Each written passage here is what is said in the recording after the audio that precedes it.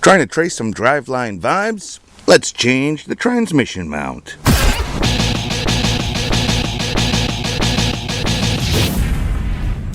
Hey everybody, it's Jason with Heap of Jeep. A couple of videos ago we changed the motor mounts in the 1990, the Renix. So today I think we're going to do the transmission mount. Ideally you should do all three at the same time. It's been a couple of weeks, but this hasn't been driven, so no harm, no foul. But let's change the transmission mount in a 1990 Cherokee.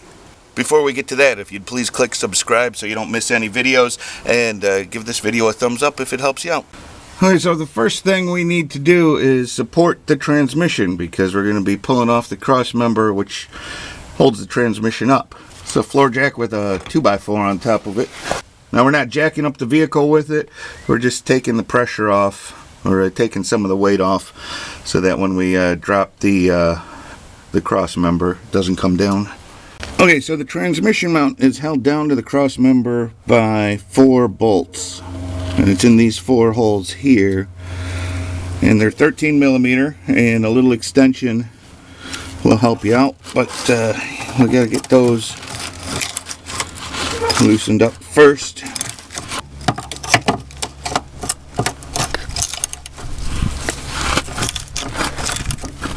And these are the bolts for the cross member. Well, there's actually 1 bolt and 1 nut, and they're 15 millimeter.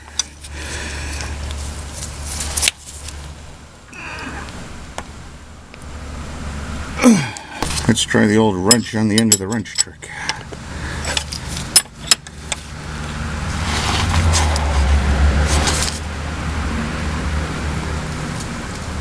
There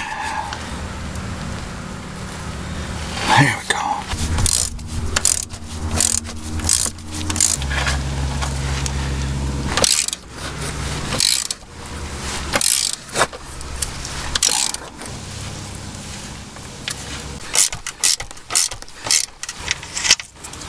Yeah, I'm not sure how heavy this cross member is, so I took just a couple of jack stands and placed it under there, just so it doesn't come crashing down uncontrollably. Okay, so with those 4 bolts in the middle out, and these 4 on the sides, or 2 on each side, this cross member should be free. Make sure your transmission is supported, and let's see if we can lower this thing. It's not too unbearably heavy.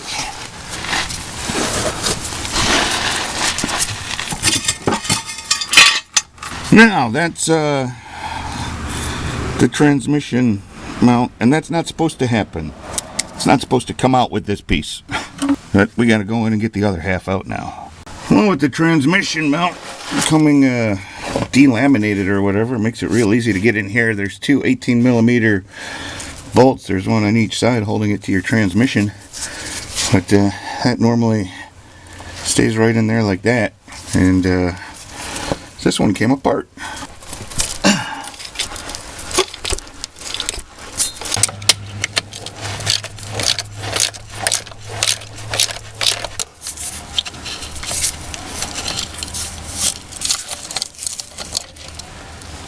Alright, well, first thing you notice is the rubber just came right apart on the old mount here.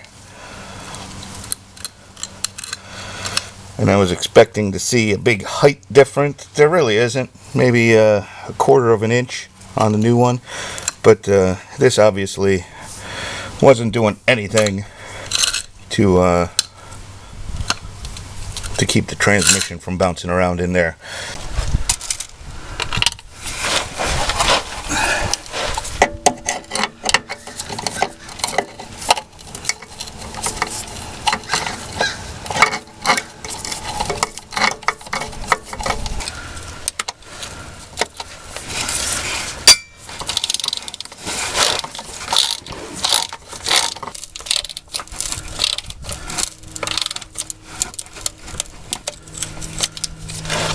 So with the new one mounted in place, we can put the cross member back up.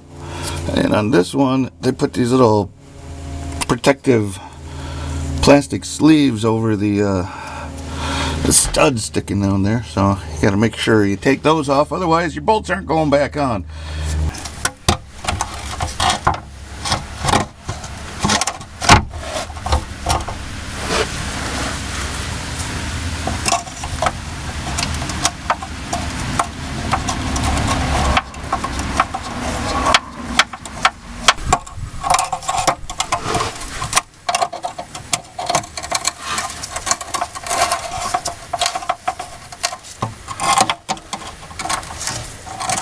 And one of the problems I'm having is I got the cross member back up on the transmission mount bolts, but these that attach to the frame rail are about 1/4 of an inch off, maybe a 1/2 inch off, so it's going to take some persuasion to get those back into place.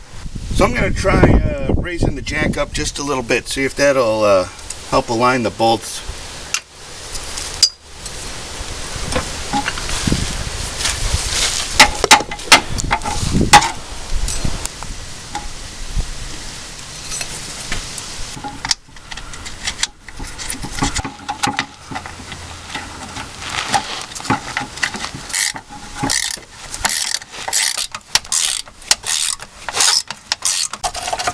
Then with both sides of the cross member tight, we need to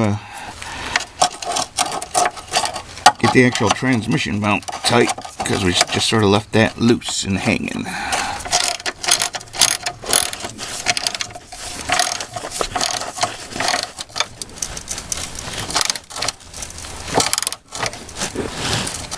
Now we can get our jack out of the way.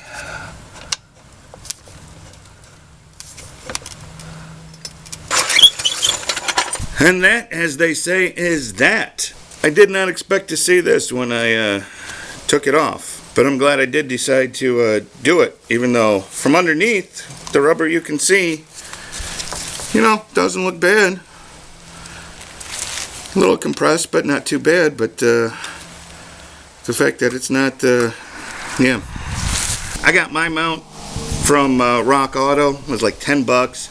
Plus a little bit in shipping, but it still came out cheaper than the 30 or 40 bucks that they wanted locally at the auto parts store. So Rock Auto wins again on that one.